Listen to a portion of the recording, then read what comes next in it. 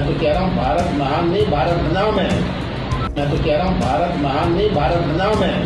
कांग्रेस का नीति रहा है शासन करो और अगर न कर सको तो शासन चलाने वाले को बदनाम करो, भले इससे देश की बदनामी क्यों ना हो जाए। जय हिंद दोस्तों, मैं वीर शाह, रिप्लाई टाइम चैनल में आप सभी का फिर से स्वागत है। दोस्तों, आज के वीडियो में कांग्रेस के पूर्व मुख्यमंत्री कमलनाथ के द्वारा दिए गए दो विवादित बयानों पर बात करेंगे। साथ ही बात करेंगे कि एयर बबल समझौता क्या होता है, जिसके तहत भारत ने अपने कई नागरिकों की जानें बचाई। कांग्रेस के मध्य प्रदेश के पूर्व मुख्यमंत्री कमलनाथ ने दो विवादित बयान दिए। अपने पहले बयान में इंडिया में पाए गए कोरोना के नए वेरिएंट को इंडिया कोरोना वायरस कहा और दूसरे विवादित बयान में कहा, मेरा भारत महान नहीं बल्कि बदनाम है। यहां साफ है कि कमलनाथ मोदी गवर्नमेंट की बुराई और नाकामी की जिक्र कर रहे थे, मगर हर बार की तरह मोदी गवर्नमेंट की बुराई करते करते इस बार भी देश की बुराई कर बैठे, ठीक उसी तरह जैसे पिछली बार मोदी की बुराई करते करते सेना की बुराई कर बैठे थे। दरअसल भारत में कोरोना का एक नया स्ट्रेन B1617 मिला था। शुरू के आर्टिकल्स को पढ़ने पे ऐसा लगा था कि इस नई म्यूटेंट का जन्म इंडिया में हुआ है, मगर हु के बयान को देखा जाए तो हु ने स्पष्ट ही कहा है कि कोरोना का नया स्ट्रेन B1617 44 देशों में पाया गया है। सर्वप्रथम ये स्ट्रेन अक्टूबर 2020 में इंडिया में पाया गया था। नोट करने वाली बात है कि हु ने कहा था कि ये स्ट्रेन सर्वप्रथम भारत में पाया गया था, ये नहीं कहा कि इस स्ट्रेन का जन्म भारत में हुआ था। कमाल की बात यह है कि जो कांग्रेस चीनी कोरोना वायरस को आज तक चीनी कोरोना वायरस कभी न बोला, वो अचानक भारत में पाए गए वेरिएंट को आखिर किसके इशारे पर इंडियन वेरिएंट बोल रहा है। भारत चीन सीमा विवाद के बीच गांधी परिवार का चीनी राजदूत से छिपकर मिलना किसी से छिपा नहीं है। कहीं ऐसा तो नहीं कि किसी अन्य देश की खराब छवि को छिपाने के लिए कांग्रेस भारत की अच्छी छवि को खराब करने में लगा हुआ है।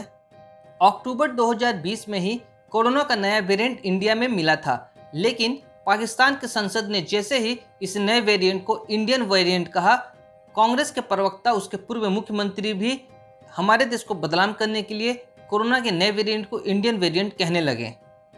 जिसके दादा ने लद्दाख की जमीन के साथ यूएन का वीटो पावर चीन को दे दिया, आज उसका पोता चीन की बदनामी भारत को दे रहा है। इसीलिए चाणक्य ने सही कहा है, विदेश के पेट से जन्मा कभी स्वदेश का नहीं हो सकता। दूसरा विवादित बयान जो कमलनाथ ने दिया था वो ये था कि पूरा देश में भारत बदनाम है, इसलिए हवाई यात्रा पर रोक लगाया गया है, जबकि ये बिल्कुल गलत है। अगर किसी देश ने भारत के हवाई यात्रा पर प्रतिबंध लगाया है तो इसमें गलत क्या है? वो अपने देश के नागरिकों की सुरक्षा के लिए प्रतिबद्ध है। और सिर्फ भारत ही नहीं बल्कि कई अन्य देश भी उस देश की हवाई यात्रा पर प्रतिबंध लगा चुका है जहां कोरोना के केसेस सबसे ज़्यादा हैं।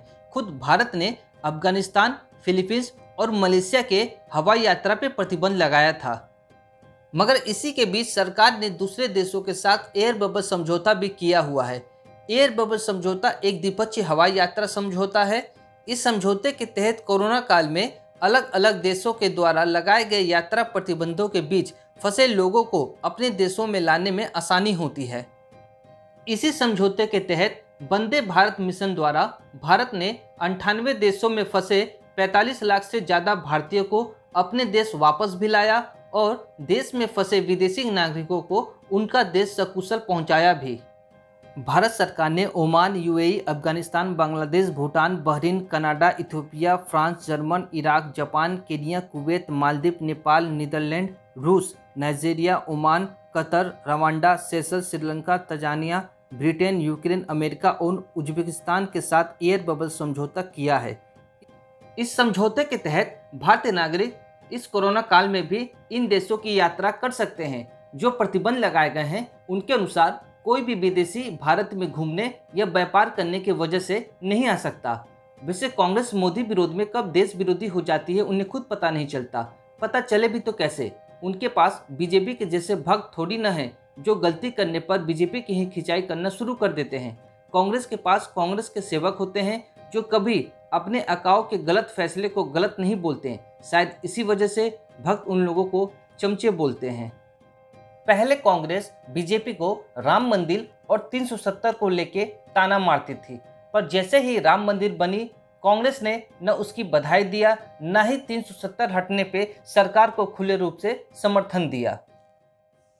याद होगा जब मोदी जी ने कोरोना योद्धाओं के सम्मान के लिए ताली और थाली पिटवाए थे, तब राहुल गांधी ने ताने मारते हुए कहा था कि दुनिया वैक्सीन बना रही है और हमारे पीएम मोदी जी ताली और थाली बजवा रहे हैं। मगर जैसे ही भारत के वैज्ञानिकों ने वैक्सीन बना ली, राहुल गांधी को सांप सूंघ गया और तारीफ में एक शब्द भी नहीं बोला। 16 जनवरी 2021 को जब वैक्सीनेशन शुरू हुआ तो वैक्सीन मोदी का है ऐसा ट्रेंड कराया गया, और जैसे ही कोरोना बढ़ी और वैक्सीन कम पड़ गई तो राहुल गांधी ने ट्विटर पर ट्रेंड चलाया कि मोदी जी मेरे बच्चों का वैक्सीन विदेश क्यों भेजा। मतलब राहुल गांधी रंग बदलने में इतने माहिर है कि गिरगिट भी इनसे शर्मा जाए। पहले राफेल के मुद्दा लेकर मोदी जी को घेरना चाहा, फिर गलवान पे झूठ बोला कि चीन ने हमारी जमीन ले ली, फिर सेंट्रल विस्ता को मोदी का घर बताया। पर जैसे ही लोगों को सही जानकारियां मिल जाती है, राहुल गांधी तुरंत नए टॉपिक की तलाश में निकल पड़ते हैं। पहले वैक्सीन मोदी की थी, अब वैक्सीन राहुल गांधी के बच्चों की हो गई। भारत ने 140 देशों को कोरोना की वैक्सीन भेजी थी। अमेरिका भी कह रहा है कि भारत के वैक्सीन ने गरीब देशों को कोरोना से निकाला, और यहाँ हमारे ही नेता हमारे देश की बुराई कर रहे हैं। देश कुछ दिनों पहले ऑक्सीजन के संकट से गुजर रहा था, तब German, France, America, Britain, UAE, Saudi, Bhutan, रूस, Singapore, Sweden, Australia, Hong Kong, Thailand, Finland, Switzerland, Norway, Italy, Sweden, Ireland, Belgium, Romania, Luxembourg, पुर्तगाल जैसे 23 देशों ने भारत को मदद दिया। इससे क्या साबित होता है?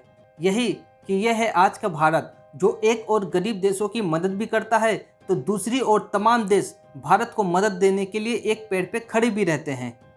पर अफसोस है इस बात की कि भारत में विदेशी नस्ल के नेता को सब कुछ नज़र आता है, मगर भारत की यह विदेश नीति नज़र नहीं आती।